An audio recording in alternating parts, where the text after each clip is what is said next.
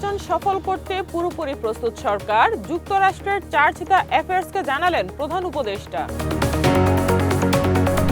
দেড় যুগ পর দলের কেন্দ্রীয় কার্যালয়ে তারেক রহমান আহ্বান জানালেন নতুন করে দেশ গঠনের। নির্বাচনকে টার্গেট করে অবৈধ অস্ত্র ঢুকছে, জানালেন স্বরাষ্ট্র উপদেষ্টা। ঢাকা 15 আসনে জামায়াত আমিরের মনোনয়নপত্র জমা।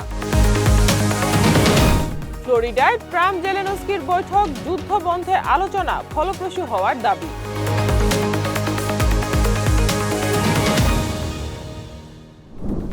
আসসালামু আলাইকুম। দিগন্ত প্রাইম টাইমে সবাইকে আমন্ত্রণ জানাচ্ছি, আমি সায়মা আক্তার। শুনছিলেন সংবাদ শিরোনাম, এবার বিস্তারিত।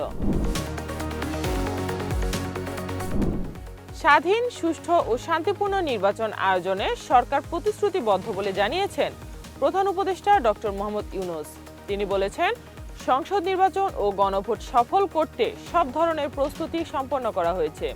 সোমবার রাষ্ট্রীয় অতিথি ভবন যমুনায় বাংলাদেশে নিযুক্ত যুক্তরাষ্ট্রের chargé d'affaires Tracey Ann জ্যাকবসনের সাথে সৌজন্য সাক্ষাৎকালে প্রধান উপদেষ্টা একথা বলেন।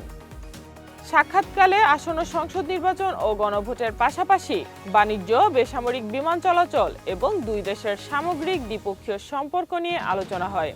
1 বছর দায়িত্ব পালন শেষে দেশে ফেরার আগ মুহূর্তে রাষ্ট্রদূত জ্যাকবসন প্রধান উপদেষ্টার নেতৃত্বের প্রশংসা করেন এবং ফেব্রুয়ারির নির্বাচন আয়োজনের ক্ষেত্রে মার্কিন সরকারের সমর্থন পুনর্ব্যক্ত করেন।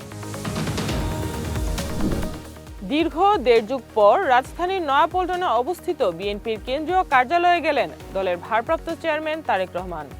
সোমবার বিকেলে কার্যালয়ের সামনে পৌঁছান তিনি। এ সময় ফুলেল শুভেচ্ছায় স্বাগত জানিয়ে তাকে বরণ করেন বিএনপির কেন্দ্রীয় দপ্তরের কর্মকর্তারা। দীর্ঘ সময় পর কেন্দ্রীয় কার্যালয়ে গিয়ে নেতাকর্মীদের উদ্দেশ্যে দেওয়া বক্তব্যে তিনি বলেন, প্রত্যেকের যার যতটুকু অবস্থান আছে সেখান থেকে আসুন আমরা এই দেশটাকে নতুন করে গড়ে তোলার চেষ্টা করি। এ সময় তার মা, বিএনপির চেয়ারপারসন ও সাবেক প্রধানমন্ত্রী খালেদা জিয়ার জন্য দেশবাসীর কাছে দোয়া চান তিনি। আসন্ন ত্রয়োদশ জাতীয় সংসদ নির্বাচনকে লক্ষ্য করে সীমান্ত দিয়ে দেশে অবৈধ অস্ত্র প্রবেশ করছে বলে স্বীকার করেছেন স্বরাষ্ট্র উপদেষ্টা জাহাঙ্গীর আলম চৌধুরী। সোমবার পিলখানায় বিজিবি সদর দফতরের আয়োজিত বর্ডার গার্ড বাংলাদেশ দিবস 2025 অনুষ্ঠান শেষে সাংবাদিকদের এক প্রশ্নের জবাবে তিনি একথা বলেছেন। তিনি বলেন, জাতীয় নির্বাচনের জন্য সব ধরনের প্রস্তুতি স্বরাষ্ট্র মন্ত্রণালয় নিচ্ছে। প্রায় 35,000 বিজিবি সদস্য নির্বাচনে মোতায়েন থাকবে। সাম্প্রতিক সময়ে বিভিন্ন হামলার ঘটনাগুলো সুষ্ঠু নির্বাচনে কোনো বাধা হয়ে দাঁড়াবে কিনা এমন প্রশ্নে স্বরাষ্ট্র উপদেষ্টা বলেন, ফ্যাসিস্ট যারা আছে তারা সব সময় বাধা দেওয়ার চেষ্টা করবে, কিন্তু আপনাদের সবার সহযোগিতা যদি থাকে তাহলে নির্বাচন সুষ্ঠু এবং উৎসবমুখর হবে। আসন্ন ত্রয়োদশ জাতীয় সংসদ নির্বাচনে ঢাকা 15 আসন থেকে প্রতিদ্বন্দ্বিতা করতে মনোনয়নপত্র জমা দিয়েছেন বাংলাদেশ জামায়াত ইসলামীর আমির ডাক্তার শফিকুর রহমান। সোমবার রাজধানীর আগারগাঁওয়ে নির্বাচনী প্রশিক্ষণ ইনস্টিটিউট ভবনে জামায়াত আমিরের পক্ষে মনোনয়নপত্র জমা দেন দলের সহকারী সেক্রেটারি জেনারেল আব্দুল হালিম। এ সময় তিনি বলেন, জোটগতভাবে নির্বাচন করা হলেও প্রতিটি শরিক দল নিজস্ব প্রতীক নিয়ে ভোটার মাঠে থাকবে। তিনি একটি অবাধ, সুষ্ঠু ও নিরপেক্ষ নির্বাচনের প্রত্যাশা ব্যক্ত করেন। ডাক্তার শফিকুর রহমানের স্বপ্ন, আমরা সে লক্ষ্যে কাজ করে যাব। আপনার সহযোগিতা করবেন।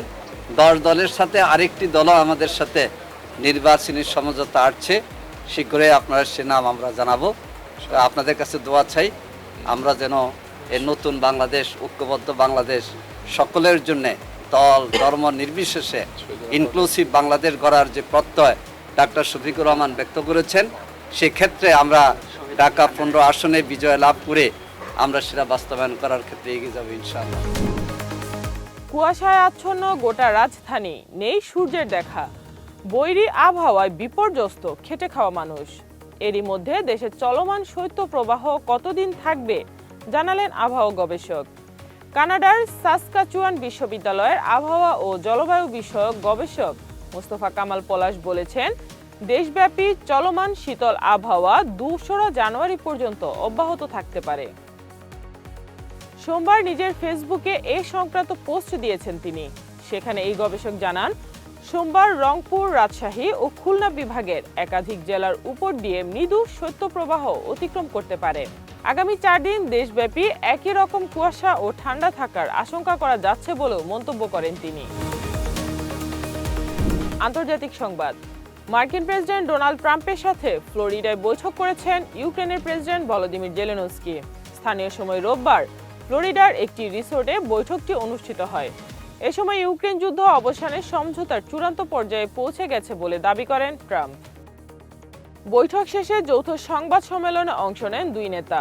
জেলেনস্কি জানান, রাশিয়ার যুদ্ধ শেষ হওয়ার পর যুক্তরাষ্ট্রের কাছে যে নিরাপত্তা নিশ্চয়তার দাবি করেছে ইউক্রেন, রোববারের আলোচনায় সে বিষয়টি অনেকটা অগ্রসর হয়েছে।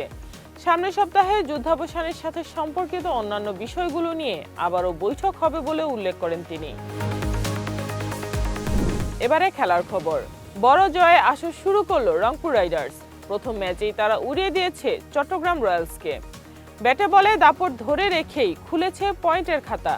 লিটন দাস ও ডেভিড মালানের কার্যকর ব্যাটিংয়ে চট্টগ্রাম রয়্যালসকে 7 উইকেটের বড় ব্যবধানে হারিয়ে টুর্নামেন্ট শুরু করেছে নুরুল হাসান সোহানের দল। সোমবার টুর্নামেন্টে প্রথমবারের মতো মাঠে নামে রংপুর। মাঠে নেমেই করেছে শক্তি প্রদর্শন। সিলেটের মাঠে বোলাররাই ছিল দাপুটে ফর্মে। ফাহিম আশরাফের 5 শিকারে 17.5 ওভারে অল আউট হয় চট্টগ্রাম। সংগ্রহে তখন মাত্র 102 রান। জবাবে ডেভিড মালান আর লিটন দাসের 91 রানের ওপেনিং জুটিতে সহজ জয় তুলে নেয় রংপুর রাইডার্স। এই ছিল আজকের প্রাইম টাইমে। এরপর এক নজরে বিশ্বের আলোচিত সংবাদ। সবাইকে দেখার আমন্ত্রণ জানাচ্ছি। এতক্ষণ সাথে থাকার জন্য ধন্যবাদ।